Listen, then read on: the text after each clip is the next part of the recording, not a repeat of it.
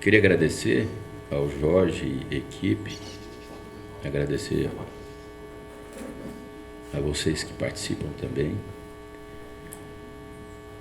E nesse momento de reflexão, nós trabalhamos com a chamada reflexão.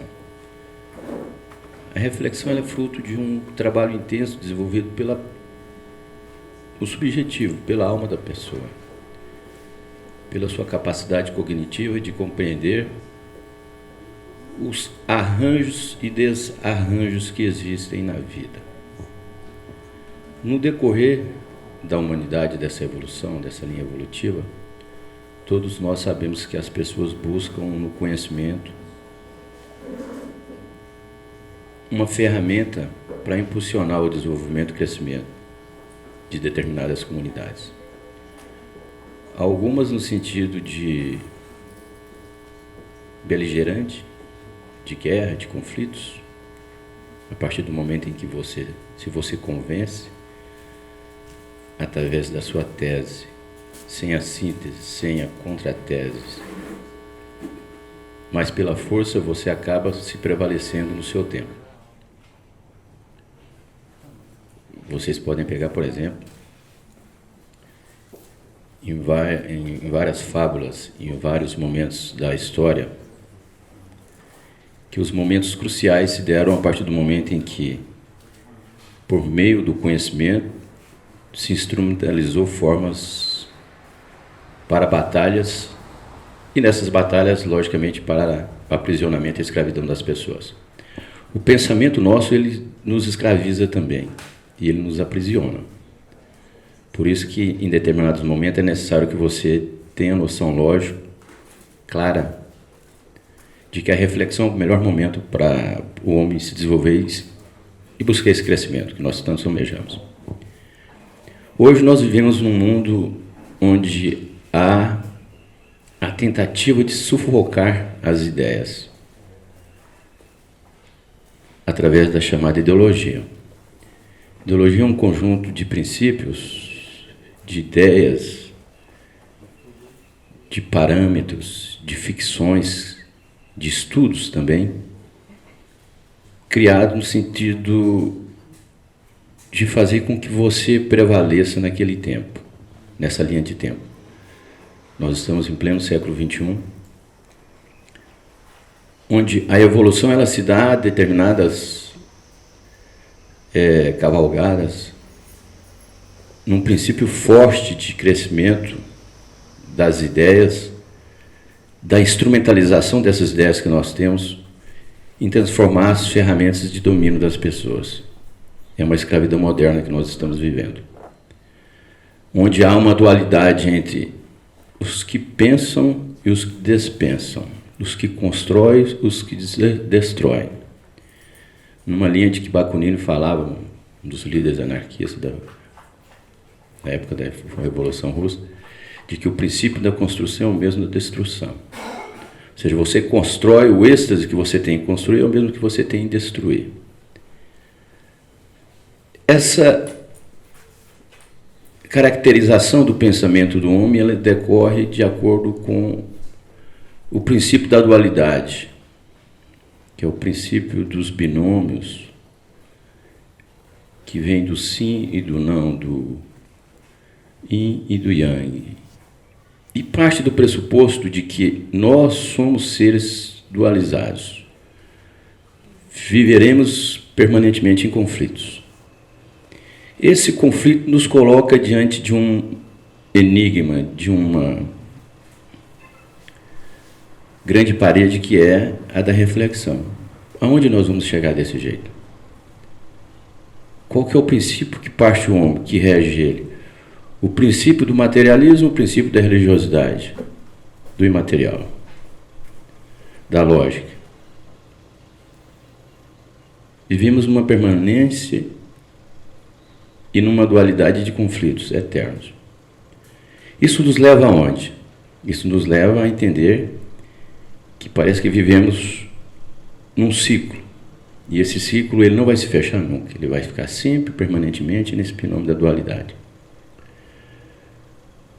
Vocês pegam, por exemplo, dentro dessa reflexão aí dos discursos das suas divergências, há o discurso que prega a liberdade do ser humano em toda a sua potencialidade, e o outro que o traz ao princípio biológico da religiosidade. Como se a religiosidade fosse o princípio que anularia todo esse princípio da liberdade através da sua materialidade, da sua concepção materialista. No decorrer de 2019, principalmente, 2018, 2019, 2020, o Brasil passou a conviver com uma matriz, não sei se essa matriz ela foi impulsionada pela conservadorização que começou a acontecer na Europa, muito pregada pela América do Norte, que é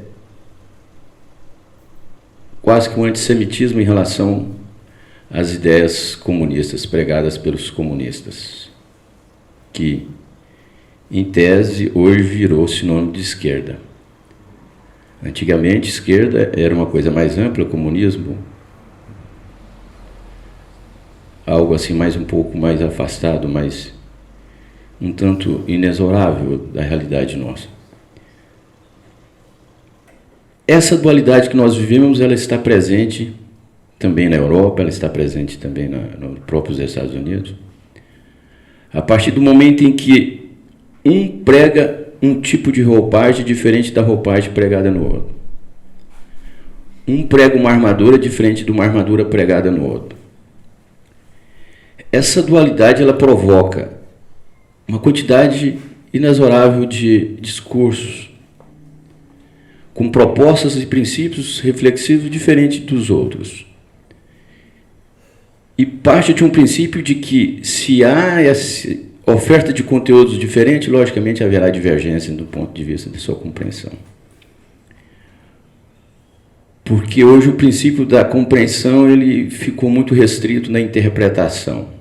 Porque ele foge à realidade cognitiva do conhecimento, da procura pelo saber, pelo pensar, pelo refletir. Então, a partir do momento em que nós vivemos essa dualidade, que ela vem na linha histórica do tempo, nesse binômio do sim e do não, do yin e yang, nós passamos a produzir conteúdos diferentes também, que é o conteúdo que nos reflete através do conhecimento que nós obtemos de acordo com o nosso evoluir. Eu evoluo a partir do momento em que eu entendo, eu aprendo, eu interpreto, eu entendo e eu manifesto aquilo ali, através de o que eu chamo de repertório, que é uma síntese do que você consegue agregar, o seu disco rígido do seu cérebro consegue agregar de acordo com o seu evoluir, com o seu tempo. Através das discussões, das reflexões, dos seus posicionamentos, ideológicos ou não, ideologizados ou não. Então, a partir do momento que eu tenho esse repertório, eu começo a travar uma guerra entre as pessoas. Guerra ou então uma relação, relacionamento. A guerra, da mesma forma que existe a relação amorosa, existe a relação bélica. A guerra é uma relação, é um tipo de relação. E essa relação que eu tenho, bélica, de guerra, é no sentido de tentar confrontar as minhas ideias em relação ao outro. Eu não vou ater muito em exemplos concretos para afunilar bem no finalzinho sobre o que é o Brasil hoje. Então, essas relações intermitentes que nos fazem produzir e nos fazem ser indiferentes ao imperceptível, nos motiva também a buscar formas de convencer as outras pessoas. Você convence através do seu conteúdo, através do seu discurso, que você tem através de uma apreensão que você conseguiu com o chamado repertório. Nessa discussão, Você provoca as divergências porque são as divergências diferentes do que a outra pessoa aprendeu de acordo com a sua linha evolutiva e com um repertório totalmente diferente do seu. Aquela pessoa ela não tem um repertório que você tem. Porque o que ela aprendeu, o que ela compreendeu e interpretou, provavelmente é diferente do que você aprendeu, compreendeu e interpretou. Porque tem ali uma simbologia religiosa, possa ser que tenha essa simbologia religiosa, possa ser que tenha também essa simbologia ideológica. E faz com que nós nos afastemos uns dos outros. O Brasil vive muito esse período hoje. Esse conflito entre comunismo, entre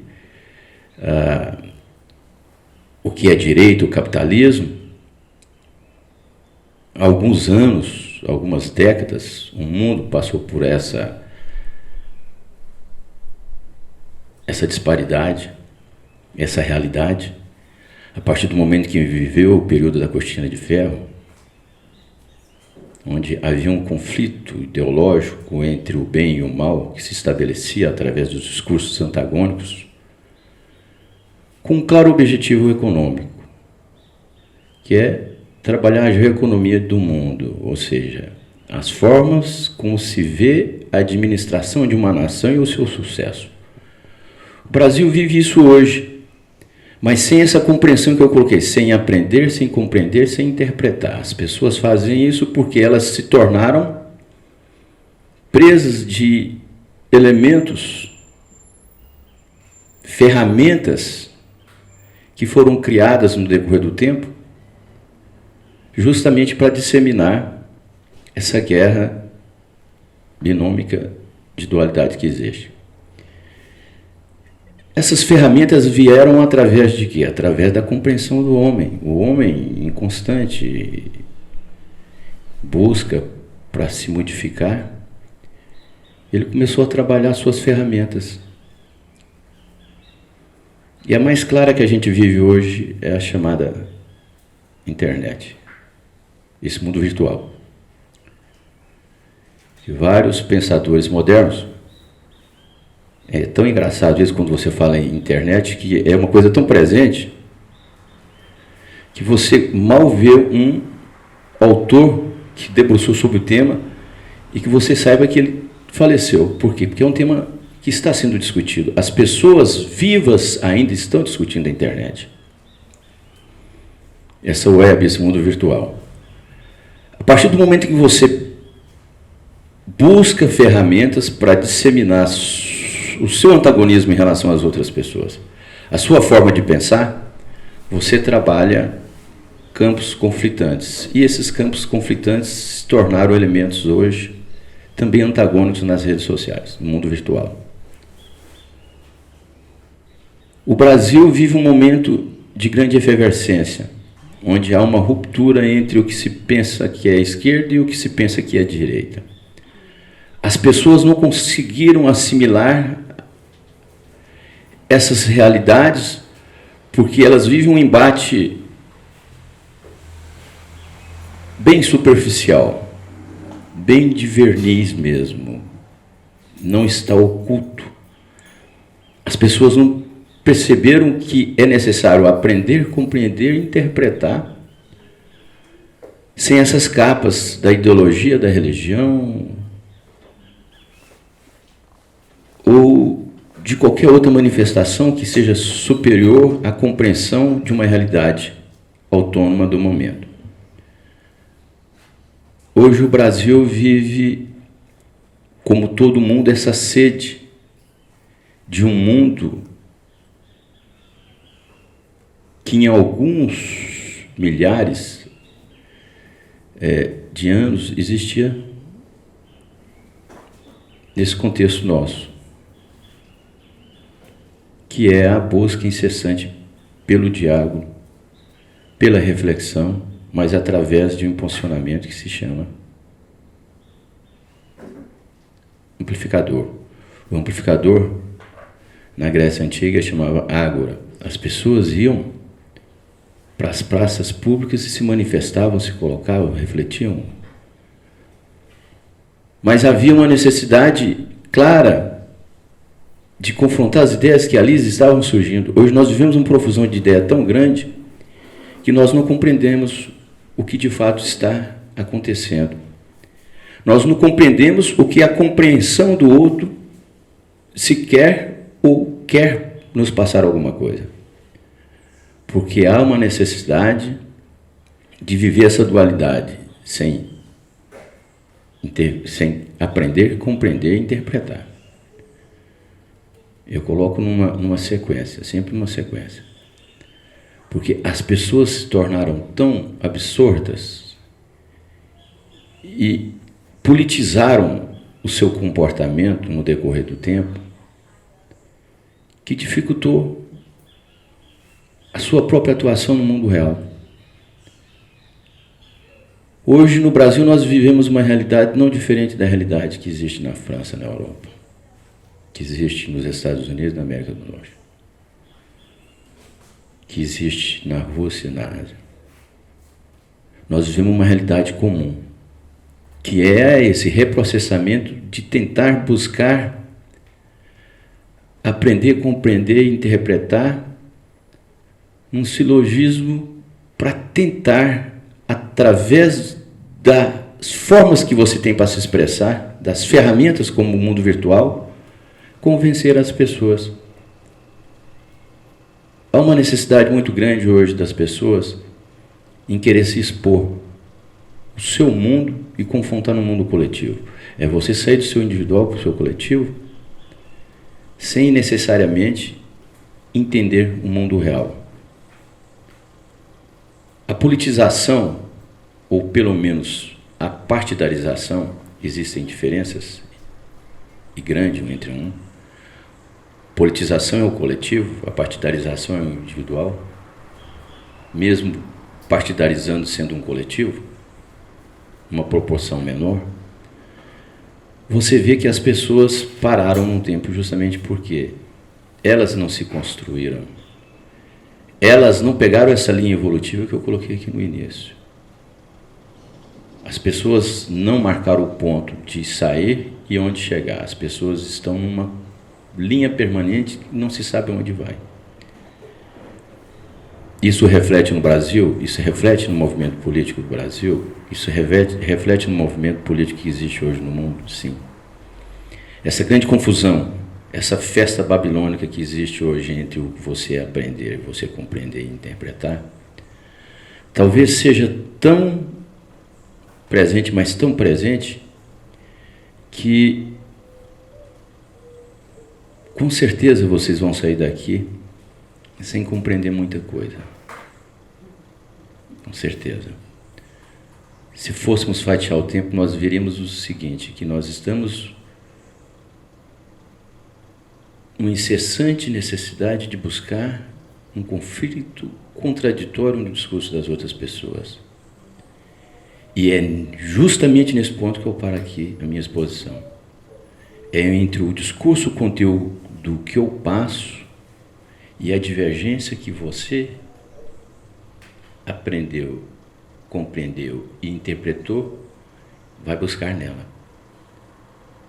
A partir do momento em que existe o conteúdo, que existe esse discurso, vai existir essas formas de você interpretar diferente. E é nelas, justamente nelas, que você vai buscar o conflito. E é justamente aí que surgem as guerras, inclusive de ideias e pensamento. Obrigado. Obrigada, professor. Agora com a palavra, professor Antônio, por favor.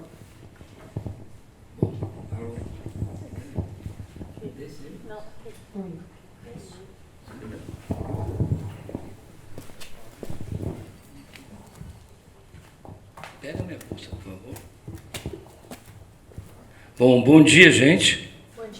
Bom dia, pessoas, trabalhadores, estudantes, seres humanos movidos no fluxo, pelo fluxo, em função do fluxo.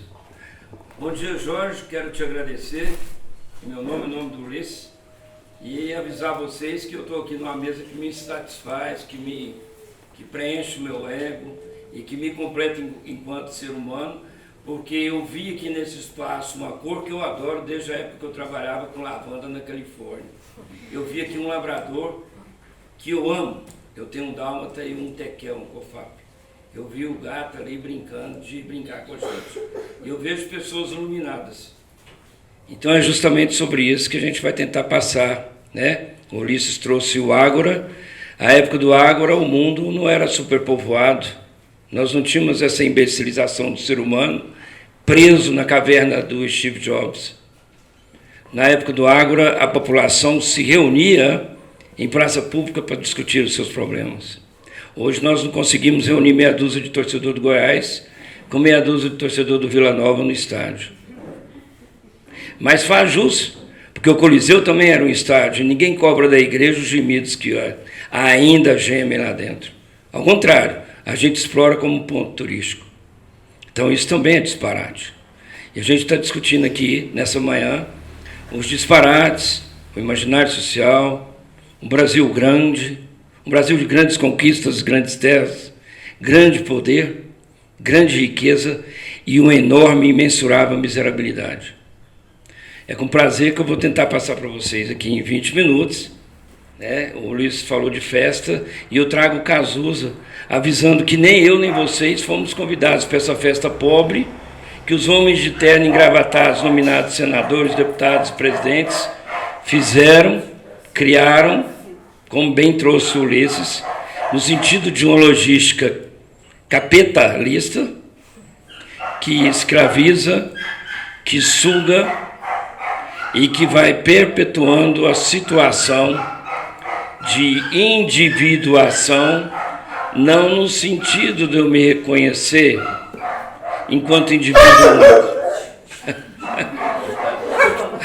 Falei dos dogs, eles tomaram a palavra. E eles não mentem, né? Então a gente está falando da individuação, né? Que foi transformada também. O capitalismo transforma tudo e a todos, o mundo transforma todo dia e a todo momento, né? Quando eu vim do Parque Amazonas para cá, eu passei numa cidade transformada, uma cidade criada para ter um centro, né? Em cima de um desenho que dizem que é do Manto da Santa e que o Íris conseguiu transformar na capa do diabo. Você não anda.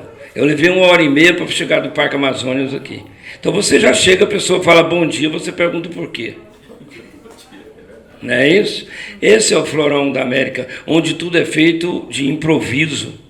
E onde tudo é feito em função de um babaca, de um cretino, de um ladrão, novamente, vestido ou com capa do STF ou com crachá de senador, deputado, governador. Quem não sabe o que eu estou falando, nosso governador tem 350 anos de sobrenome e de poder. É muita alma, e aqui nós estamos falando de olhos. Os olhos é o que permitem ao camarada ver. E eu queria dizer que o Jorge vê com os olhos da alma. E a gente vê com os olhos e não sabe que poder que a gente tem de ver com os olhos, que são supostos a ser somente olhos. O Jorge talvez entenda o que eu estou falando.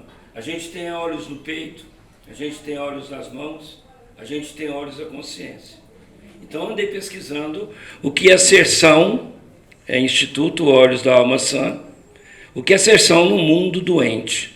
No mundo onde uma ministra de Direitos Humanos vem me pedir para pregar para minhas netas a abstinência sexual. Onde eles estão provando que o mundo agora está planificado.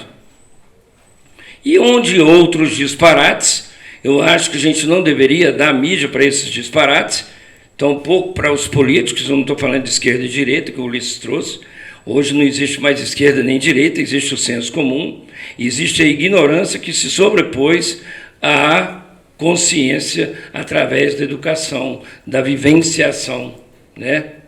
Da individuação, de um coletivo capaz de comer 4 refeições diárias, frequentar uma escola e ter um trabalho digno, onde o salário não precisa ser o mínimo, mas o salário que presume dignidade, uma casa, um barraco, mas um barraco que não seja construído na esperança de Deus, porque Deus não está aqui nem vem. Lá na Califórnia tem um adesivo que a gente tinha no meu carro, eu vivi num bairro anarquista, hippie, e aí eles falam, prepara-te, Jesus não vem.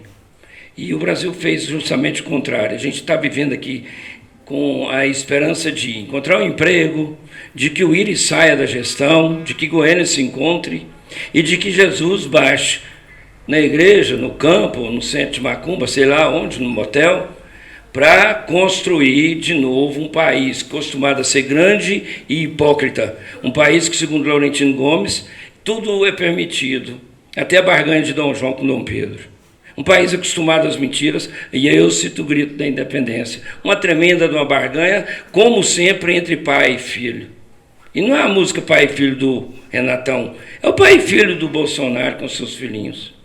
É o pai e filho do Lula com seu filhão. É o pai e filho do Íris com seus filhos. É o pai e filho do Caiado com o vovô Totó. É o pai e filho do Sarney com a Rosiana. E se eu for citar, a gente fica aqui até o fim da palestra. Então a gente está discutindo consciência. E é com esses olhos que a gente tem, esses olhos humanos que a gente tem que fazer despertar os olhos da consciência. Uma consciência que é, acima de tudo, política. Porque viver é fazer política. Viver é entender que essa grandeza do Brasil é construída em cima de duas mentiras. Uma é do coronel, é outra do padre. Essa igreja de 2020 anos que, para soerguer, teve que crucificar um anarquista, um tal de Cristo. Essa igreja que avalizou a morte de Gandhi. Essa igreja que enterrou vivo dentro de um poço cheio de água até o peito Jordano Bruno. Essa igreja que fez as cruzadas, que matou e que mata até hoje as Joanas d'Arcs. Goiás é o segundo estado que mais mata mulheres no país, que dizem ser o quarto que mais mata mulheres no mundo. E a gente continua com a boca escancarada, cheia e vazia de dentes, como dizia o Raul, esperando a morte chegar. Eu não espero a morte, porque eu não gosto dela, eu não tenho pacto com ela, e na minha agenda tem escrito vida. Mas o tempo, a urbanidade, a competitividade ao invés da competição, a violência, a tecnificação das relações humanas, a individuação e a individualização das relações humanas, a pobreza espraiada, os Island Curry que vem morrendo em número de 680 no mar, dividindo um Oriente e outro, os idosos que comprovadamente, segundo a gestão desse país hipócrita de ladrões, de matilhas, foi quem quebrou o país. O país não quebra. O Brasil é um poço sem fundo em recursos minerais. Não faz jus ao nome, porque nós não temos mais pau-brasil. Aqui deveria chamar, pelo ápice desse Brasil grande e dessa discussão que a gente está aqui, desse florão tão grande, aqui tinha que chamar Disneylândia. Nem Michael Jackson explica. Eu tive assim, e tenho, se eu fosse chargista, eu ia desenhar uma charge com 3 caravelas. Não é a Pinta, Nina e Santa Maria, mas são as caravelas da Damares.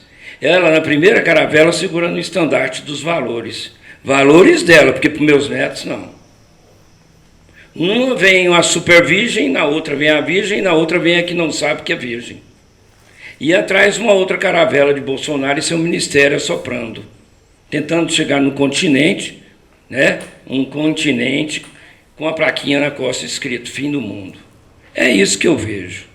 Esse florão da América foi transformado, e estão tentando transformar, no florão de poucos, em cima da exploração de muitos, avalizado por uma igreja pentecostal de 50 anos, que não declara renda e é aliada do tráfico, financia campanhas e se diz representar Deus. As palavras de Jesus Cristo. Me perdoa a palavra, mas fuck off. Não é nada disso.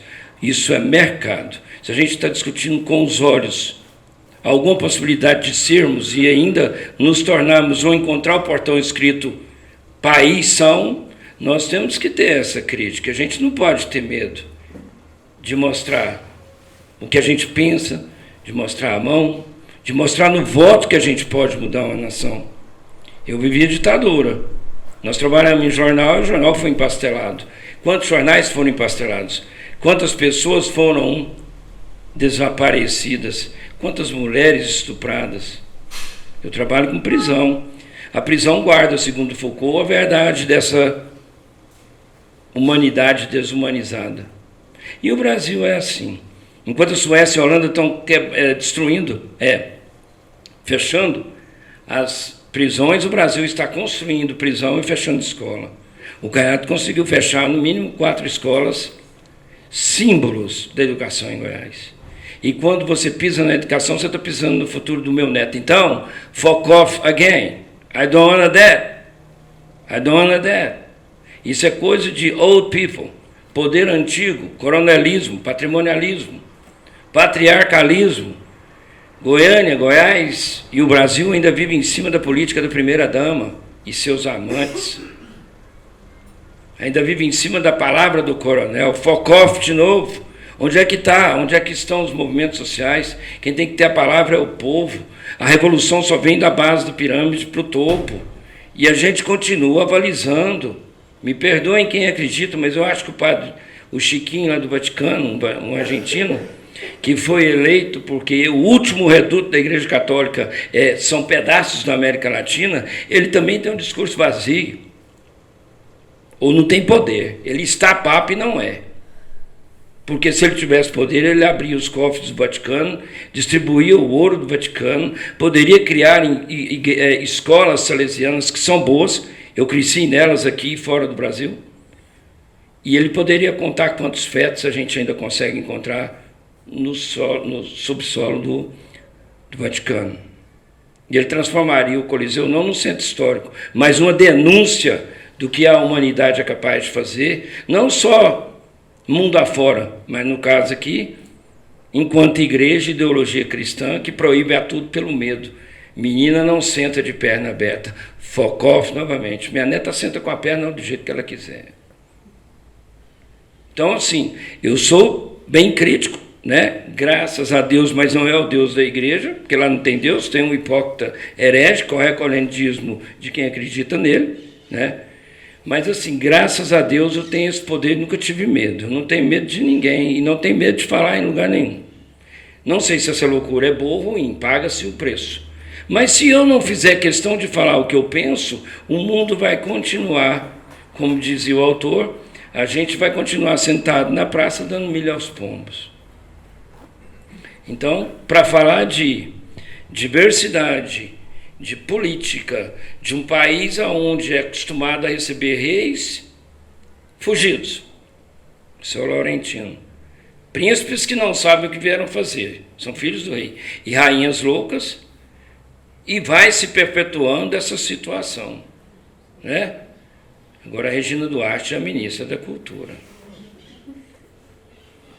Eu penso que uma grafiteira, uma esquetista, não é isso? Quem pega na massa e sabe o que é pichar o muro.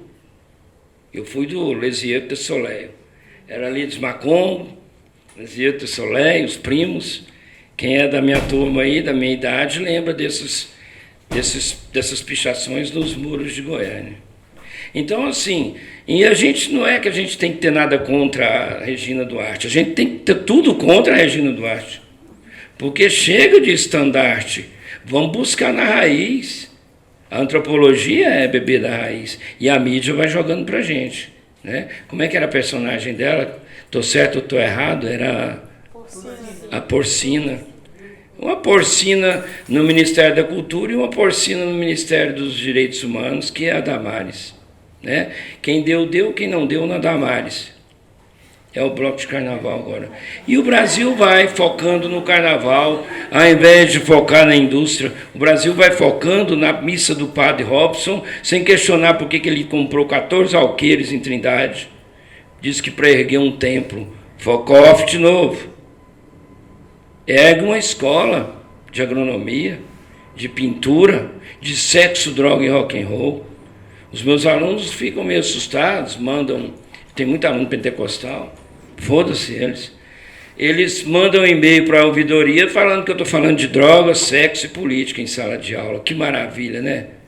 O que o pastor faz com o camarada? Que oportunidade num país igual esse hoje, nesse florão da América, tornado imbecilidade do mundo, de ver ainda um professor que não tem medo de mostrar a bunda. Eu fui aluno do Pantaleão, da Soninha, eu fui aluno do Badião. Eu convivo em redação de jornal, Eu sou revisor de gráfica, editora. Eu vivo do cérebro. E o meu cérebro me cobra cada dia ser mais louco. Porque o mundo só mudou por causa dos loucos. E quanto mais eu estudo, mais eu fujo do confessionário. Eu não tenho que confessar meus pecados a ninguém. Como diz Erasmo Carlos, por que você não pinta o cabelo e faz chapinha igual o Roberto? Ele falou, cara, que merda é essa? O que eu vou contar para o meu travesseiro? Então, duas coisas que eu não posso perder: identidade e discurso. Se a gente está falando de discurso, eu quero ter certeza que mesmo na loucura eu continuo mais são entre vários amigos que eu tenho. Que eles estão com a mesma bermuda, a mesma carreira de pó, a mesma garrafa de pinga, a mesma camisa do Vila do Goiás, o mesmo casamento de mentira e as mesmas amantes. Quem tem amante sabe do que eu estou falando. Eu tenho a facilidade para entrar num relacionamento enorme, mais do que a Damares para falar besteira. Mas eu tenho uma facilidade maior ainda para dizer tchau. Sabe por quê? Porque eu não minto. Eu penso que eu não minto. Eu não vou chorar nunca que eu vou ser fiel até que a morte separe. Muito ao contrário. Eu sou feliz até que o gozo me mantenha. Até que eu possa dormir ao lado de outro, de preferência na cama dela, que eu gosto de dormir sozinho, mas com os dois olhos. E até o momento em que eu não preciso ligar no celular, eu sou isento dessa doença, ou receber ligação me perguntando onde que eu estou. Ora, eu tenho a oportunidade de acordar, o que eu vou fazer no dia, para mim, da Zamera. Então é isso, eu queria agradecer, parece que o tempo está vencendo, dava para falar de um monte de coisa. Aí eu busquei, que o Ulisses deu uma aula de ciência política e história aqui, eu sou professor de ciência política, de história da educação, história da África, de política. Então ele trouxe vários pontos, ele trouxe a questão, né, do mundo bélico, né? A beligerância é aquela onde eu tenho certeza de quem eu sou e eu tenho certeza de que o outro também é. Mentira, a gente não tem certeza de nada. A gente não tem certeza de nada. Volto no casamento que eu gosto de provocar. Por que o padre te faz jurar que você vai ser fiel até que a morte separe? É porque, consequentemente, um dia, numa esquina, você vai encontrar alguém que te faz gozar ou sorrir melhor. Então, não acredita nessa certeza que você tem, não. A gente não pode ter certeza de nada. E, para quem não entendeu, se existe Deus, ele deixou uma grande incógnita, que é a gente viver, abarcar poder, sobreviver a esse país tão falastrão, concreto, está no tema da mesa redonda, da América, né? A América dos retirantes, a América do Cabral, a América dos astecas, a América dos coronéis, a América acostumada a golpes, a América militarizada e a América que agora vem sendo preparada para ser novamente a fonte de recursos naturais para um Yankee, um vampiro do mundo, do cu branco, da cara branca e da ideologia branca, chamado Trump. Não pensem que Cuba é amiguinho de Estados Unidos. Não pensem que a Venezuela está do jeito que está à toa, ali tem petróleo. E não pensem que a questão da Amazônia e dos discursos lá do presidente francês são vazios. Existe uma logística, a logística está posta, o Ulisses trouxe. Enquanto a gente espera Deus, o diabo está trabalhando. Então é isso. Os disparates, fechando a fala, que está vencendo aí, não é isso? Os disparates são uma logística, eles não são disparates. Disparate é o estômago vazio do trabalhador, que tem que passar no franchise do réu, criado pela administração do Íris Caiado e todos esses corruptos que passaram no estado de Goiás, uns a cavalo, outros de helicóptero, uma cachoeira de corrupção, que criaram essa merda chamada terminal. Ali é realmente um terminal, é o terminal de todos os direitos de humanidade e urbanidade do ir e vir do cidadão que paga uma das passagens mais caras do mundo. Eu queria ter, primeiro, a paciência de vocês, e segundo, um dia inteiro para falar aqui. Então, tá. Então eu quero agradecer uma vez mais para o Jorge, em meu nome, tenho certeza que em nome do Ulisses, da professora Kelly, de estar sendo guardião, não é pioneiro porque é o terceiro simpósio, mas de estar sendo guerreiro. E o Brasil e o mundo estão precisando, não da guerra, mas de guerreiros. Guerreiros não com a lança, mas o guerreiro cada um com a sua ferramenta de trabalho, com a sua identidade com menor hipocrisia. E colocar esses caras que usam batina, terno e crachá para trabalhar. Eles não se dizem representados? Representa até a Deus. Esse Deus está muito pobre para ser representado por um homem que é carnal. E que tem vários processos, né? Não é aqui um mérito da discussão. Então, assim, disparate no florão da América e no florão chamado Brasil hoje é não ter coragem e não ter acesso. É uma logística, não é uma consequência e muito menos vontade divina. E acreditem em vocês, a salvação está no trabalho, na escola. A salvação não está na palavra nem do padre, nem do pastor, nem do STF, nem da gestão federal e nem do seu vizinho. A palavra está dentro de você. É isso e muito obrigado.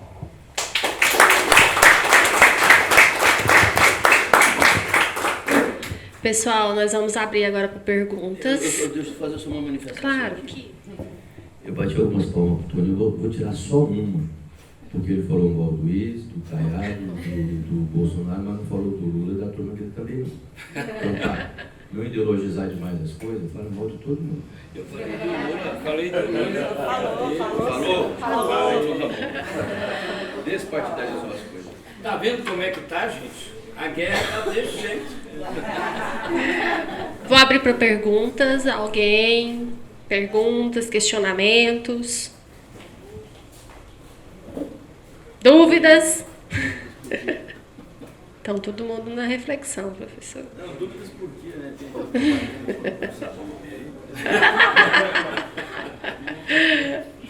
Então, precisa aí pegar no microfone? Eu vou contar a historinha do capeta. É o capeta que... Não vou contar essa piada, não. Não vou contar, não. Eu vou tirar outra palma do Toninho aqui, que ele falou mal de Deus. Eu sou católico, apostólico. Você é católico? Então é o seguinte, eu sou praticante. Então... E na tua igreja tem um microfone, onde eles recebem o capeta, porque o capeta só vai lá para falar no microfone. Já viu essas igrejas? Essas igrejas aí são igrejas que o capeta, ele utiliza dessas igrejas, né? E aí o pastor fala, vamos tirar o capeta agora. Aí o cara vai lá na frente demoniado e ele fala, olha, eu só vim aqui porque eu posso aqui falar no microfone. Então ele só vai para falar no microfone quando ele vai nessas igrejas. Antônio, cara, o que a ciência da religião fez com você, velho? Você ficou louco, bicho. O Antônio é companheiro de ciência da religião, a gente estudou lá, né? Na pós-graduação, no doutorado e tudo mais. E ele é uma... A expressão dele política, na minha opinião, é uma coisa muito grande, né? Muita coisa ao comum do que você fala, do que o Ulisses também, né? Então, assim, tenho tentado não ser tão radical, não muito rígido com a política, porque a gente vê que são todos se comungam entre eles, né? Então é muito complicado isso, né? Mas é uma coisa interessante, que até na minha fala de hoje à tarde eu ia falar, mas eu vou falar agora, né? Que uma coisa interessante é que nós temos que sermos rígidos só apenas com a questão do fascismo e do nazismo, tá? Tolerância zero, na minha opinião, tá? Tolerância zero, né? Então eu acho que aquela historinha do Zé de Abreu, de que 12 pessoas normais sentadas e chega uma, né? Chega um nazista e senta junto e ninguém se levanta, né? Então são 12 nazistas. Então eu acho que a gente precisa ter essa compreensão no mundo atual, a partir de tanta coisa que a história nos mostra, né, em relação à ditadura e etc. Eu já pesquisei no DOPS e, cara, são coisas terríveis que vocês podem conhecer, ler e etc. Eu estive pensando, quando você falou no Totó, eu até comentei com a mocinha, você já leu alguma coisa do Totó Caiado, né? Então, para quem nunca leu, leia. Tem mestrados, doutorados na história sobre o Totó Caiado e são coisas muito pesadas. Houve pessoas, houve historiadores, sociólogos, jornalistas que defenderam essas teses e que nas suas defesas apareceram pessoas para intimidá-las, né? Então nós ainda vivemos esse coronelismo, apesar de estarmos já no século XXI, tá?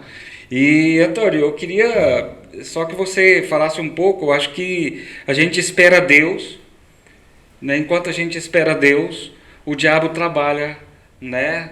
Eu fiz um vídeo uma vez brincando, tá, Juliana, que eu tive que tirar do YouTube, porque eu era o capeta, então eu fazia o papel do capeta. E como eles falaram: capeta, você vem em forma de quê? Eu falei: eu venho em forma da Xuxa, eu venho em forma de uma professora. Aí eu coloquei a Xuxa, coloquei na edição a Xuxa, coloquei uma professora minha da UFG e tal, né? Foi um orientador.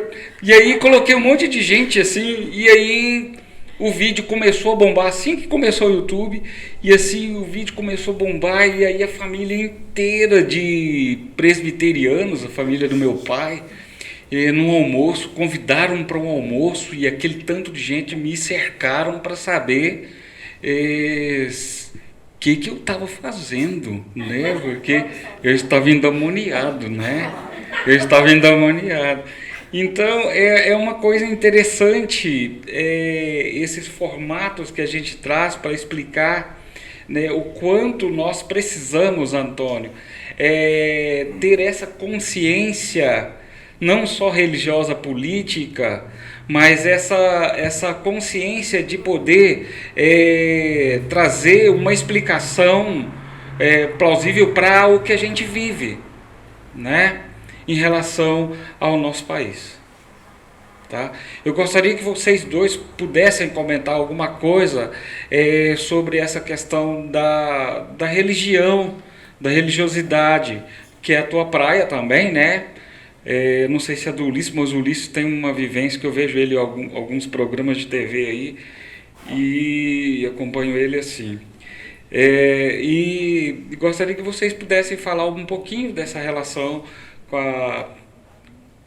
a religião, né? Não, de certa forma, se acredita ou não, mas o quanto ela atinge as pessoas e o quanto ela traz de forma rígida, de forma muito radical, talvez fundamentalista, algo para a vida das pessoas e que dificulta, de certa forma, compreender o que a gente vive hoje.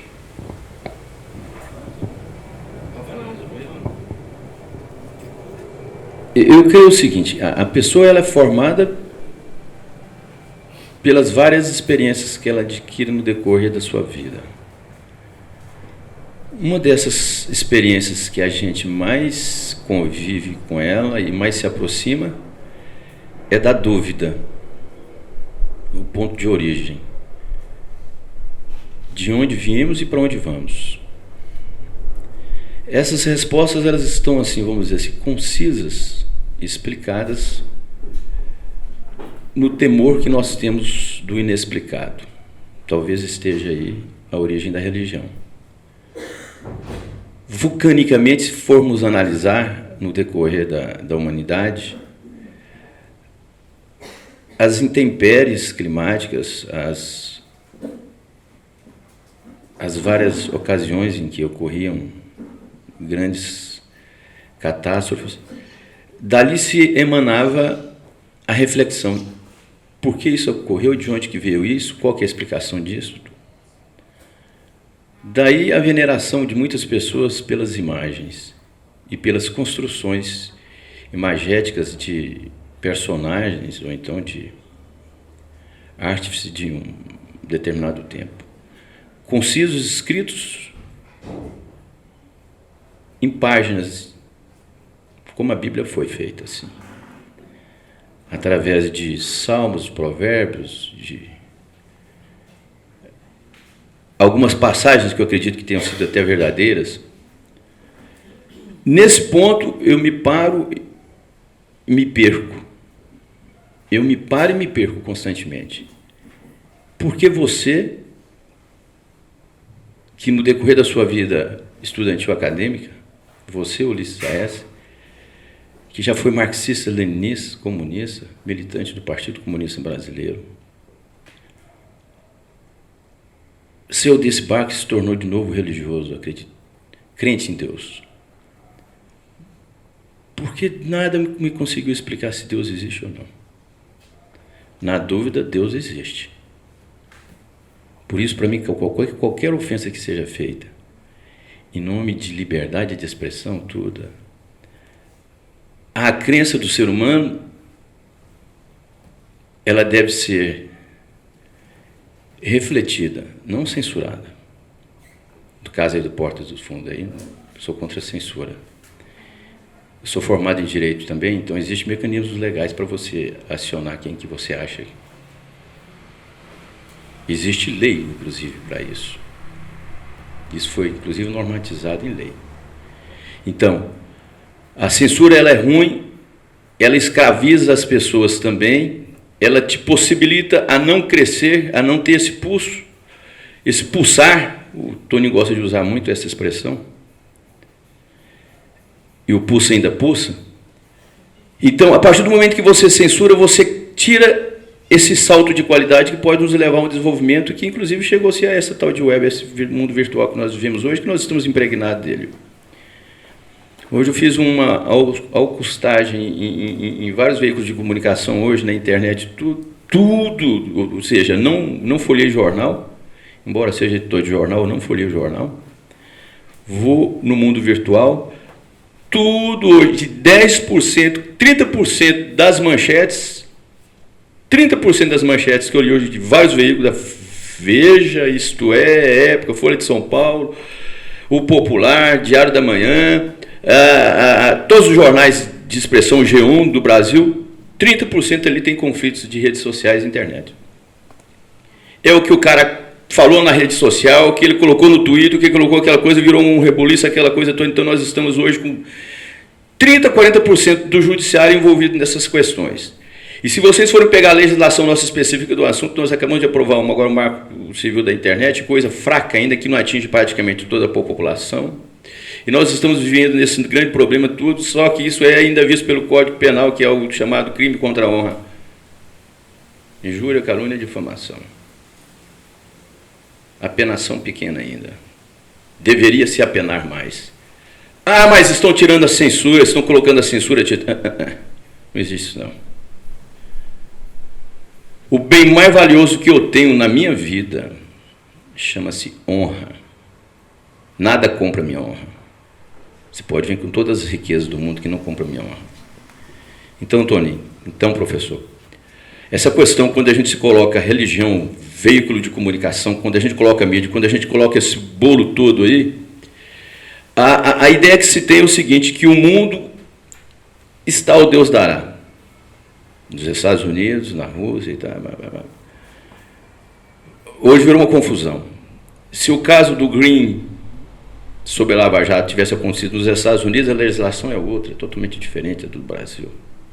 Se relativiza, inclusive, em relação a isso. Nós devemos nos ater não à compreensão dos direitos humanos que existe. E até concordo com você, eu acho que nós temos que lutar contra o fascismo, rigorosamente contra o fascismo e a ditadura. Agora temos que tolerar a ideia dos outros, seja de direita ou seja de esquerda. A tolerância ela é extremamente importante. Se o Democracia em Vertigem é um filme importante ou não, cabe ao Estado em si, laico, no sentido que ele deve ser, abrangente, no sentido que ele deve ser, impessoal no devido jeito dele, tentar censurar um filme daquilo ali. Como que está acontecendo essa briga entre o governo federal, usando inclusive os próprios sites do governo federal, para censurar, através de um discurso, de uma divergência de discurso, um discurso que foi feito num filme. Então eu acho o seguinte, eu acho que as pessoas têm que começar a ter essa tolerância. Mas eu sou de esquerda, mas que de esquerda você é? E eu sou de direita, então vamos ficar nesse conflito eterno? Eu vi ontem não sei nem de quem foi essa pessoa. Eu vi ontem vocês não vão gostar, eu imagino que não. não é? Porque nós somos engajados. Acho que Santa Cruz foi ministro do Bolsonaro, falou para um ministro do Bolsonaro, chama Heleno. O Brasil precisa de equilíbrio, de centro. Nós precisamos isso no Brasil, não precisamos nem de esquerda nem de direita, não. Precisamos de centro, equilíbrio. Que seja o equilíbrio entre a esquerda e a direita, um equilíbrio. O Brasil não é esquerda, o Brasil não é centro. O Brasil é o Brasil. Nós precisamos de pessoas que conciliem, que mediem. Vocês podem observar o que leva as pessoas ao judiciário, à busca da justiça. É isso que nós colocamos, desde o início que eu coloquei no meu discurso aqui. A beligerância, é o conflito, é a disputa, é a guerra, é a batalha. De interpretações diferentes. Quando eu busco um advogado pensando que eu vou ganhar aquilo, mas não quer dizer que eu vou ganhar, não, eu posso perder. E se eu perder, eu vou perder muita coisa, porque além de eu perder a essência do que eu busquei, eu ainda vou perder monetariamente, peculiarmente, eu vou ter que pagar por aquilo ali. Às vezes eu nem tenho dinheiro para pagar, mas eu estou achando que eu vou ganhar. Então, é essa briga ensurdecedora que tem feito com que o mundo caminhe para onde ele está caminhando. Por isso que eu prego o centro. Não que eu seja um cara de direita contra a esquerda, pelo contrário, eu sou até de esquerda. Minha formação é esquerdista, é de esquerda. Esquerdista é uma palavra que eu não gosto de usar, não, porque ela deprecia. É de esquerda.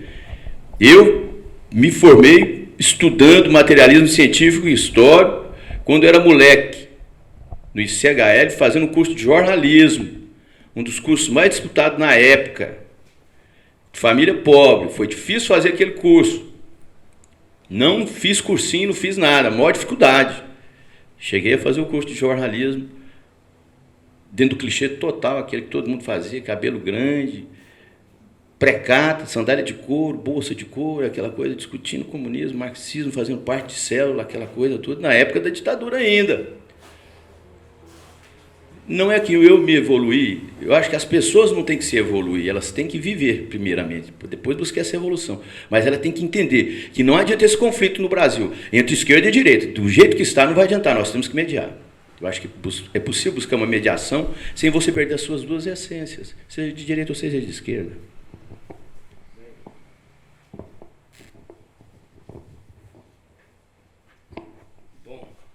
Depois dessa exposição política, eu vou voltar para religião e religiosidade. O que falta ao homem, em 5 minutos, falar de religião e religiosidade, hein?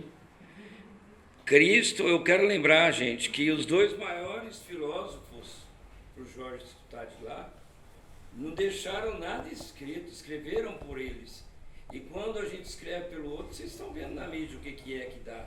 Sócrates e Jesus Cristo nunca escreveram nada, até porque a filosofia e a religiosidade é a vivência, é você tomar banho no rio que não é poluído e pelado, é você pegar um peixe para sobreviver e não para comercializar, é para você competir e não se tornar competitivo.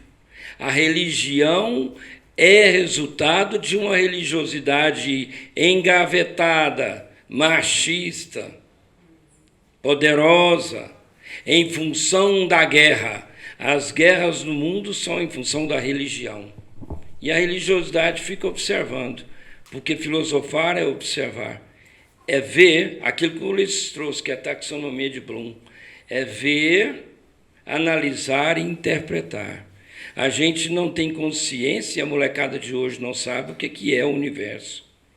Num seminário, na faculdade, trazendo o livro A Sociedade da Transparência, do Byung-Chul Han, que é o livro mais lido do mundo hoje, foram discutir buraco negro. Ninguém tinha lido o livro, só eu. É um debate que tem lá que chama Duelo de Titãs. E eu falei o que era um buraco negro e falei também o que para mim significava buraco negro. Pela minha identidade, vocês já devem estar aí tirando conclusões do que pode ser o buraco negro. E aí, depois de um ano e pouco, vem a discussão do buraco negro. A molecada, voltando lá na sala de aula, não sabe o que é um planeta. Por que esse sistema criado por uma energia enorme, do Big Bang ou do criacionismo, não se choca, não causa cataclisma maior do que o cataclisma que o Ulisses trouxe. O cataclisma que acontece nesse florão brasileiro, nessa grande nação, é consequência da política adotada. Em Minas Gerais, aquelas represas são consequência da época da Chica da Silva. Como sempre, um poder embasado não na gestão, mas no poder que a amante tinha e que o coronel também tinha. A amante de esconder, saber de tudo e esconder. O coronel de não saber de nada e mandar matar. E o padre covarde de avalizar. Então, fechando, religião é mercado. Deus não está no templo. Vocês querem uma coisa mais hipócrita do que o palanque do padre Robson na festa de Trindade? Quantos políticos tem ali? Se somar o pecado de cada, ali é tudo santo de pé de barro. A hipocrisia está ali. E avalizada por quem? Por um cara que se diz amigo dos pobres. Mentira. Mentira. Mentira de 520 anos. Mentira de 2020 anos. A religiosidade, você nasce com ela. É você ter um orgasmo com uma pessoa, seja do mesmo sexo, ou trissexo, ou sei lá o quê, LGBT, queer. Tenha o orgasmo, mas seja honesto consigo mesmo. Faça com que o outro também tenha. Não torne o seu companheiro uma caixa de esperma, tentando perpetuar aquilo que a religião prega, que é ser fiel até que a morte separe. A religiosidade, não. Ela não exige nada de você. Você descobre no prazer e no gozo a religiosidade que já nasceu em você, que alguns dão nome de alma, né, Jorge? A gente tem uma alma e não sabe o que fazer com ela. Então, religiosidade, gente, é a coisa mais rica do ser humano. Ela pulsa, é o meu jargão dos meus livros. O pulso ainda pulsa. A religiosidade é o que te faz levantar, é o que te faz trabalhar, transformar alguma coisa na natureza, um amora, uma abóbora ou um pé de couve, em troca da sobrevivência. Se existe Deus, eu não gosto desse nome, existe uma energia. Deus foi o homem que deu o nome para ele de Deus. Podia ser José, João. Existe uma energia, ela deu tudo para a gente. Viver aqui é uma oportunidade.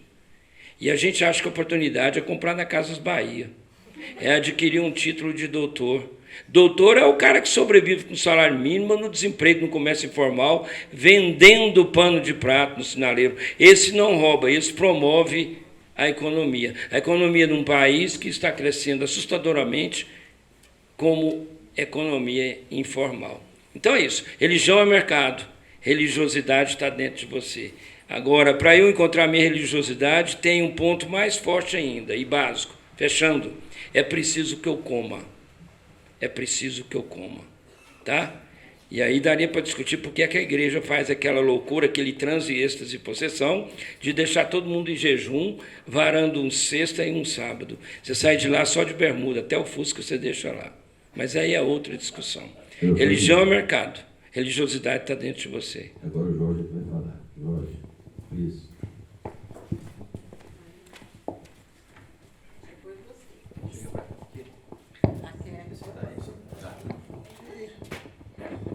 Quero fazer uma provocação para essa mesa, já que o tema do nosso evento, né, é trabalho e autorrealização.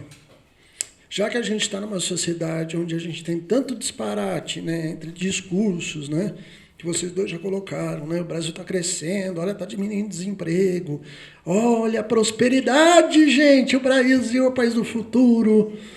Como é que a gente vai lidar com essa condição? E detalhe, aqui nós temos dois dos melhores jornalistas, né, produtores de cultura do nosso estado, né, dois pensadores. Como é que vocês veem essa condição entre a propaganda oficial, né, de um país do futuro, essa coisa magnífica, e a realidade do cotidiano que bate na nossa porta, dentro dessa temática sobre trabalho, que é o tema central do nosso evento?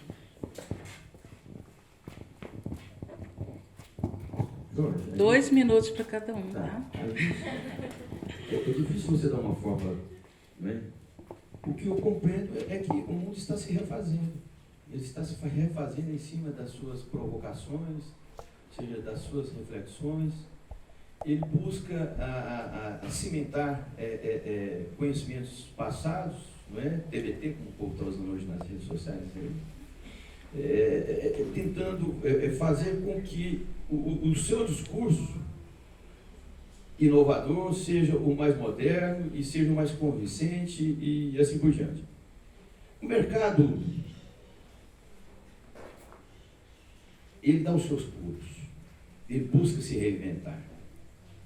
O mercado das profissões é a mesma coisa. Hoje você vê, eu fico até embasbacado porque eu fiz o curso de jornalismo, tive que fazer o curso de jornalismo na maior dificuldade.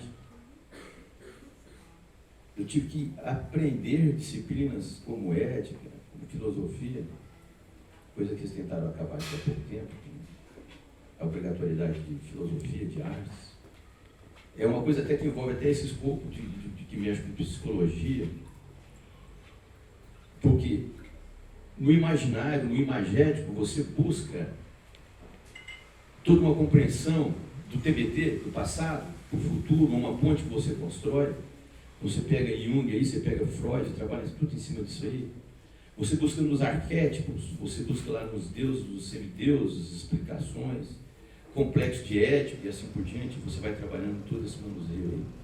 Então, a partir do momento que você busca aí, isso, eu fiquei embasbacado quando eu vi as expressões influencer, youtuber, não sei o que, aquela coisa toda. O povo está ganhando e está vencendo. Quando eu mesmo pego assim, por exemplo, o jornalismo hoje, vamos dizer assim, e olha que eu sou extremamente pessimista.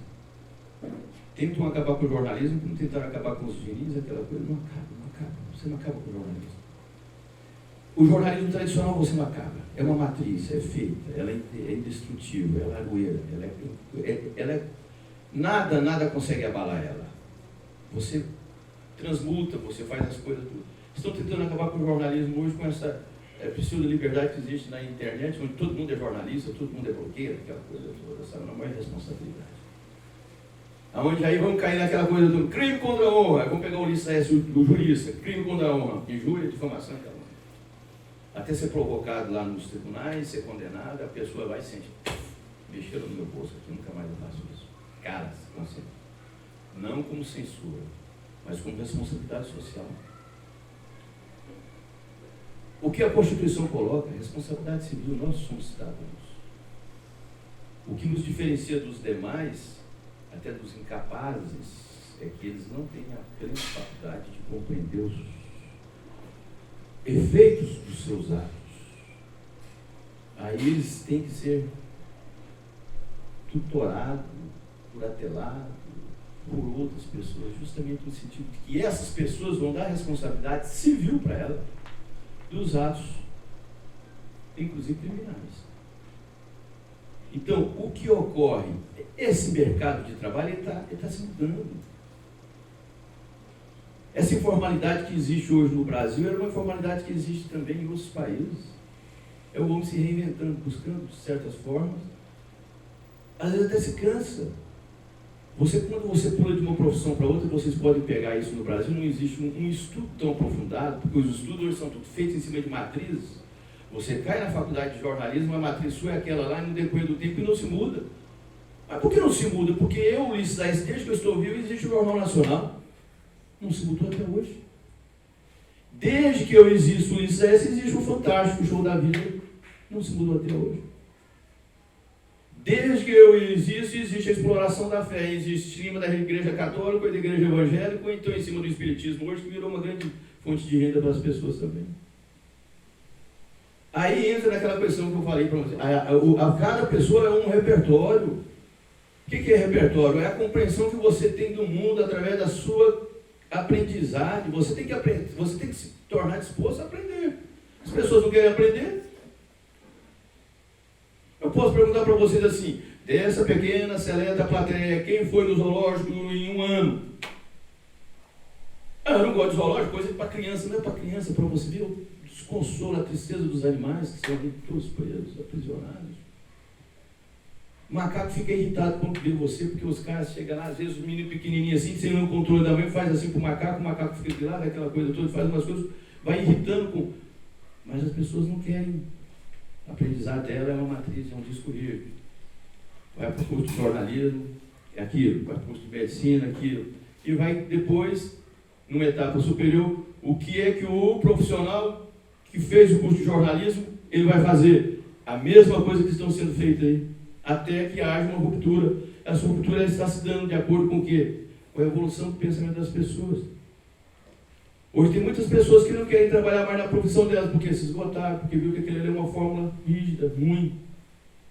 E também porque o próprio repertório da pessoa, a pessoa ela tem as suas debilidades. Às vezes a pessoa tem a doença, você não coloca isso numa grande balança, você não pega as debilidades que aquela pessoa tem, aquelas fraquezas emocionais que aquela pessoa tem, que acabam influenciando no desempenho da profissão, que ela é obrigada a sair daquilo ali. Então, esse grande estudo, Jorge, não existe no Brasil. Eu queria que houvesse, tipo IBGE faz a mesma coisa. Você tem quantos cachorros? Você tem não sei o que, aquela coisa, a mesma pergunta de sempre. Não há uma evolução, as coisas têm que evoluir. Eu falei para você aqui que o Código Penal nosso brasileiro não evolui em relação aos disparates que acontecem hoje nas redes sociais. As redes sociais, todo mundo xinga todo mundo. Eu até brinco, é desredes sociais. É redes sociais. Porque as pessoas estão ali só buscando beligerância. A pessoa querendo ser mais inteligente do que a outra. Discutir Deus, se não sabe nem o que é Deus, não sabe nem de onde veio isso, aquela coisa, não sabe nem se tem fé. Importunando a vida dos outros. Porque virou um grande circo. Deram-se voz às pessoas que não tinham voz. Mas o pior de tudo é que a imbecilidade está vencendo. Agora, se é contra acabar com as redes sociais, é lógico, não, que isso é uma grande, para mim é uma grande diversão. A maior diversão que eu tenho na minha vida é rede social. Deixei de ver televisão, deixei de ver tudo. Você vê. Mas qual que é a diversão sua na rede social? Os comentários das pessoas. Você vai ver os comentários. Alguns são mais engraçados do que tudo. É um programa humorístico, os outros não. Se você vê que ali falta embasamento científico, tecnológico e tudo. Essa é a evolução do mercado formal. Eu vejo muito aqui, ó, na Avenida Goiás. Para mim, uma diversão. A escola peripatética de Aristóteles, não é? Caminhar, não é? Ensinando caminhando. Eu fui conversando com as pessoas caminhando ali na Avenida Goiás, observando que existe aquelas coisas de pessoas. Ali, para mim, é um grande aprendizado, porque eu observo, as pessoas estão se reinventando. Agora, essa reinvenção que fica nessa mesma matriz que eu coloquei aqui, que está no ensino nosso. O ensino nosso não muda. O Toninho é contra fechar escolas.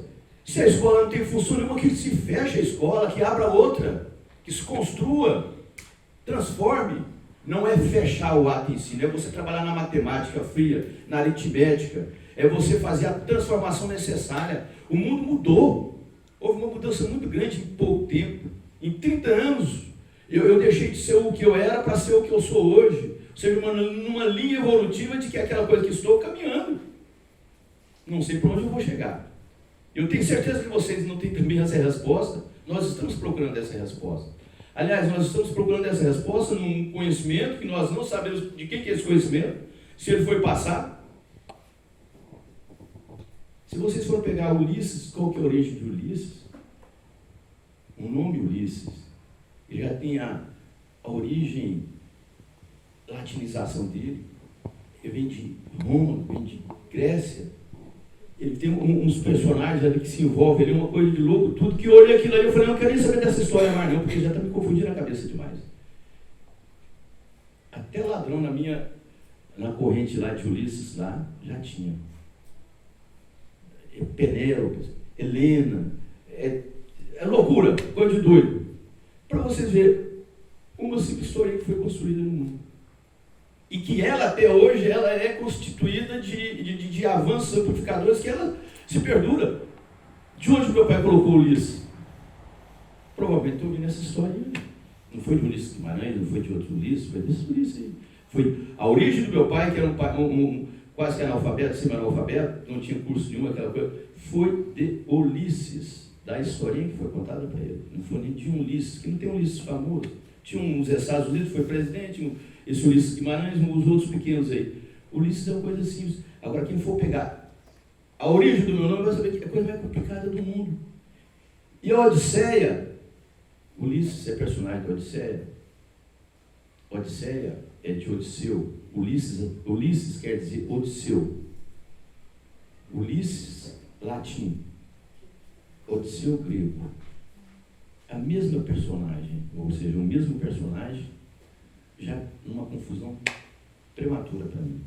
Agora, quem for ver a história de Ulisses, vinculado ao cavalo de Troia, aquelas guerras que tinha, perfeito guerreiro naquela época, tudo, vai ver que uma coisa foi bem construída, mas com o decorrer do tempo foi se deformando. Porque aquela velha coisa, viu, Toninho? Quem conta um ponto, aumenta o ponto. Vai distorcendo as coisas.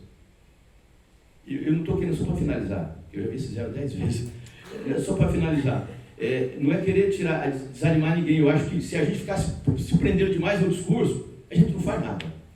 Vamos viver aquela coisa toda, esse jeito que você quer, nudismo seu. Eu topo, Toninho, nudismo. E não vamos, sou contra o nudismo também, não vamos ficar tudo com roupa burca. Ótimo, perfeito, topo tudo. Entendeu? Desde que você não prive a pessoa de ter o sonho dela e a esperança. Agora tem uma racionalidade, né, Toninho? O cara louco demais a gente não tolera, não. Ele incomoda. E eu sei que incomoda vocês. Se tivesse um louco, incomoda em qualquer uma festinha íntima, numa festa que você faz para sua família, aquela coisa toda. Então, esse mercado, só para finalizar, esse mercado ele está se reinventando. Não sei onde nós vamos chegar. Se o Brasil está avançando ou regredindo, eu não tenho essas informações. Sugestões eu tenho. Que se faça um grande senso em relação a isso aí, explique inclusive qual que é o desejo das pessoas, porque nós temos que ter um feedback de quem precisa das profissões. As profissões estão aí todas acomodadas. O jornalismo virou uma bagunça. Eu não sei se tem jornalista aqui na plateia. O que cansa em ser jornalista, primeiro que é o glamour que se coloca. Todo mundo quer ser apresentador de televisão, quer virar um Matheus Ribeiro, ou então um William Bonner da vida. E não é assim, a vida não é assim, não. E outro bullying que você sofre. Eu nunca vi. Você vai numa festa, o cara faz uma matéria para mim, faz isso, aquela coisa. Esse é o pior, esse é o mais fraco. O outro é quando chamou você de fascista, de não sei o quê, manipulador, aquela coisa, como se o seu discurso de quem está agredindo não fosse também de manipulador, se não manipulasse, né? Fosse santo, né? Como se o capeta da situação fosse só o jornalista.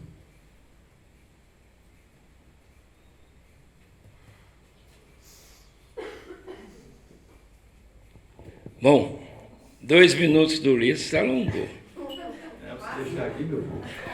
Jorge, eu tenho a impressão, para não dizer certeza, eu preferia falar que eu tenho certeza, dentro das minhas limitações de pesquisador e da minha vivência, 58 anos de sexo, droga e rock and roll aqui e lá fora, na tribo, Nova York, São Francisco. Eu fiz todas as drogas, eu não falo um mestrado igual os camaradas aí que se especializam em drogas, achando que droga existe, começa por aí o discurso errado, enfrentam as drogas, propõem que Deus vai tirar o cara do mundo das trevas das drogas. Ora, se eu faço substância, é justamente para entender e adentrar o mundo das trevas. Não existe droga, existe substância, tá? Mas é uma longa discussão. Eu entendo que o homem precisa voltar à sua origem, voltar a ser homem nu, sem tecnologia, procurando beber e transmitir e suar a verdade e lidar com a terra, tentando voltar o homem para a sua origem, de novo, dia à noite poder sentar e escutar o silêncio e descobrir que lá em cima tem estrela e descobrir que o vento fala a voz das energias que o homem comum nominou Deus e está ficando milionário com isso. Então, não existe solução, eles traz isso aí bem. O capitalismo detonou para a humanidade o seu fim, e não existe o fim da humanidade. Prepara-te, Jesus não vem. Prepara-te, porque o fim da humanidade é para quem morre. O universo e a Terra são superiores, são inteligentes. Babaca é o homem que vem aqui nessa oportunidade, e enquanto está na fase oral, né, anal, não é isso? Os psicólogos aí. Ainda é passível de ter uma manipulação por parte da mamãe. Depois que ele tem a fase, né, da espada, que ele descobre o que é um cálice, aí ele se empodera. E depois do advento da tecnologia e do Viagra, não tem mais pinto mole. Então o homem vive daquilo que é fake. Eu compro no balcão o pó, a heroína, a maconha, o paracetamol, o Prozac. Ao invés de eu ficar pelado e conversar com o espelho, eu visito minha terapeuta. Eu faço uma regressão para tentar entender que merda é essa, da qual eu nasci, chamada família, que eu tenho que tolerar, porque amigo eu escolho, família eu tolero. Até você ter coragem, identidade e verdade para descobrir que mala você não carrega nem a sua. Então, fuck off, sogra, papai, mamãe, titia. Família, família, almoça junto todo dia, nunca faz dessa mania. Não é isso? Quando a filha quer sair de casa, Às vezes é bom ouvir Titãs, faz bem mais bem do que ouvir o R.R. Soares. Tá? E eles falam que Jesus não tem dente no país de Banguelas.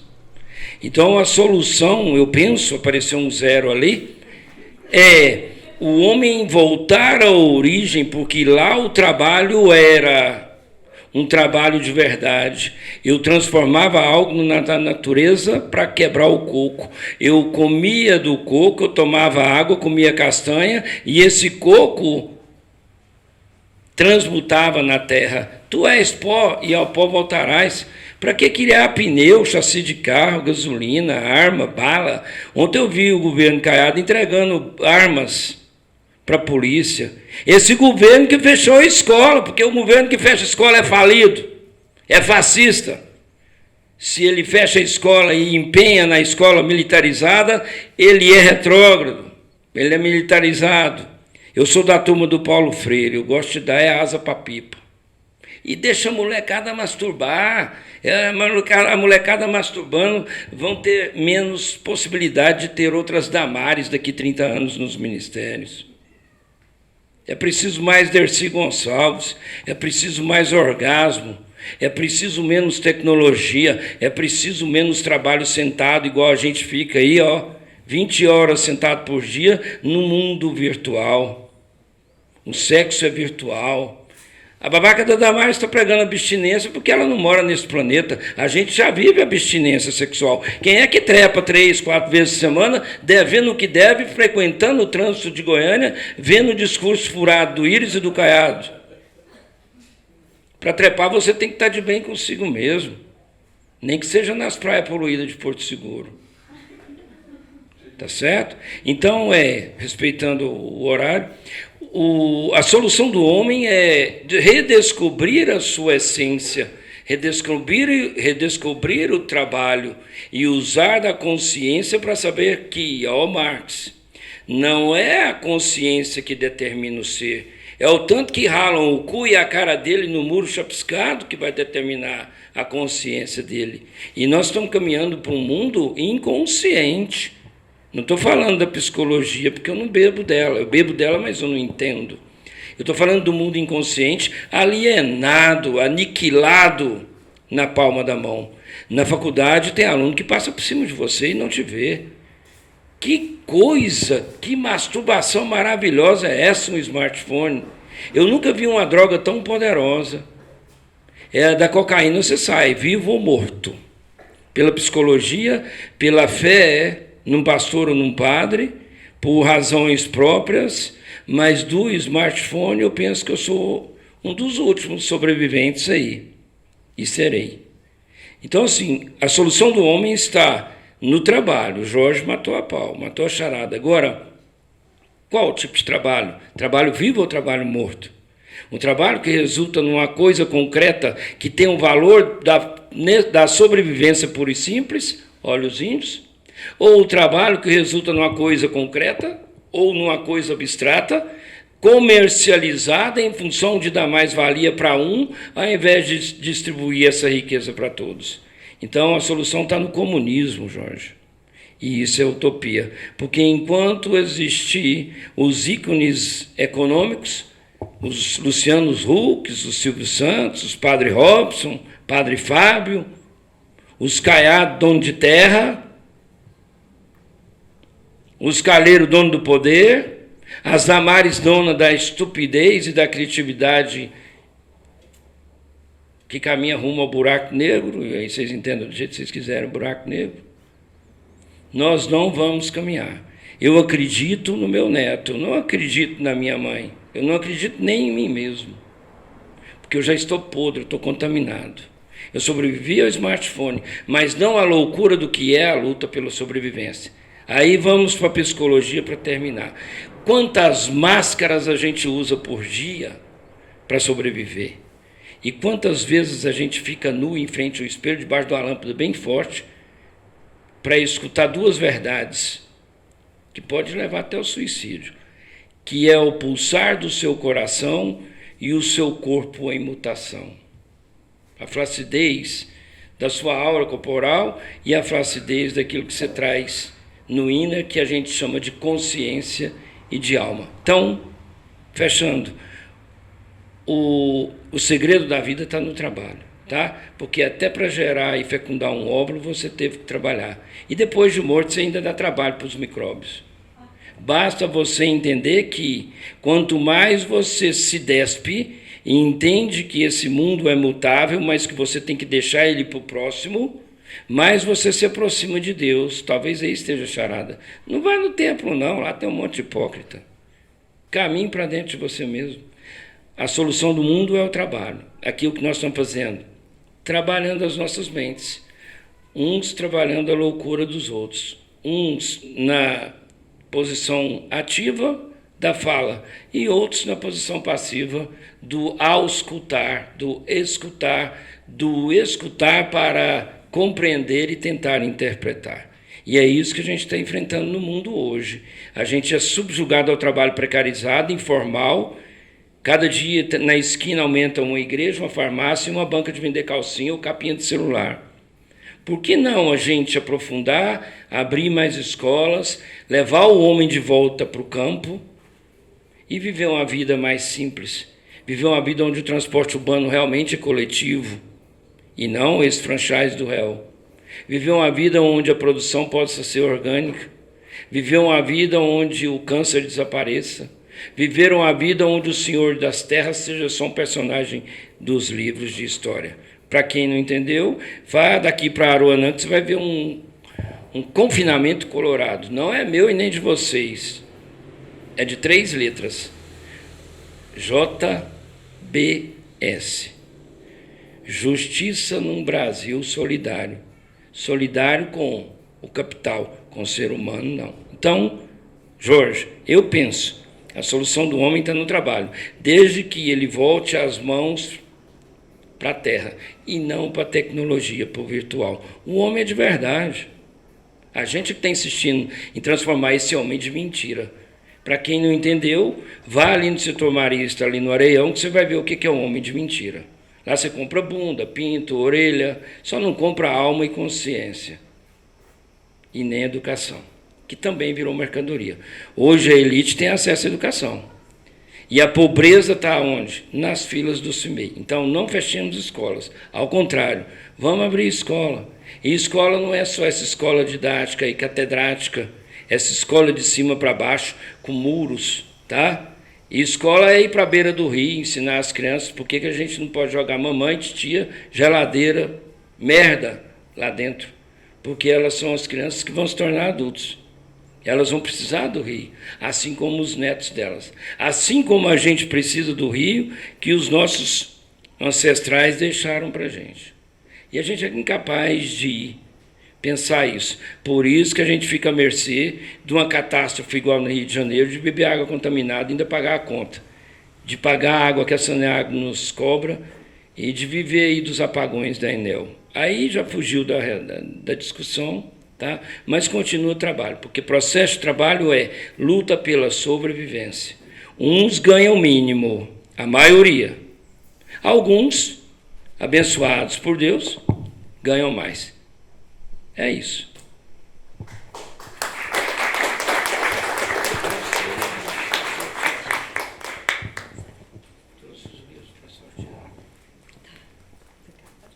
Eu trouxe 3 livros aqui, eu sou frasista, e aí eu trouxe 3 livros, eu coloquei um número em cada, e quem acertar o número a gente dá. O número é de 0 a 15, né? Eu vou ler uma frase para vocês que eu abri aqui na página. A árvore, já que a gente está falando de filosofia, Jorge, a árvore é fêmea na aroeira, masculina no carvalho, e termina a vida na forma de mourão. Olha o Goiás aí. Como toda mulher, vive fases distintas, hiberna no inverno, dá frutos no outono, brilha no verão e aflora durante a primavera. Então tá aí para vocês refletirem, tá? Lembrando que o pulsa ainda pulsa. Quem acertar os números aí, vocês. A gente faz aqui ou... Pode fazer. Bom, de 0 a 15 aí. Opa, 7. O próximo, 15. De 0 a 15. 13. 13. 6.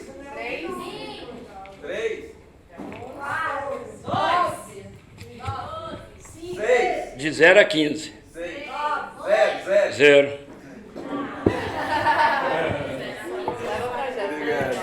Ele deu a dica, ele deu o outro.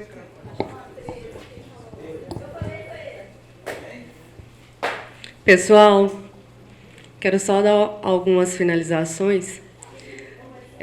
Pegando a fala de vocês, do que vocês trouxeram, saindo da prisão do Steve Jobs, dos conflitos de dualidade, em uma plena sexta-feira de manhã, estimulando nossas guerras internas, na intenção de obter relacionamentos interpessoais, numa tentativa de enxergarmos com os olhos da alma, buscando uma sanidade para sairmos da ignorância e entrarmos em processo de reinvenção, transmutação e individuação. Agradecemos a sensibilidade e o olhar de todos vocês, no ouvir e no sentir das palavras, na busca em interpretar a beleza externa que, na verdade, já habita dentro de cada um de nós. Encerramos o nosso primeiro turno do Simpósio de Imaginário e Psicologia Analítica do Cerrado, em Goiânia. Eu quero agradecer imensamente a presença do professor e jornalista Dr. Ulisses A.S., professor Dr. Antônio Lopes, a psicóloga Kellen, e a toda a organização do Instituto. Faremos um intervalo para o almoço e retornaremos às 13h30 pontualmente. Às 14 horas retornaremos. Por gentileza, as flores aos convidados e muito obrigada pela presença de todos.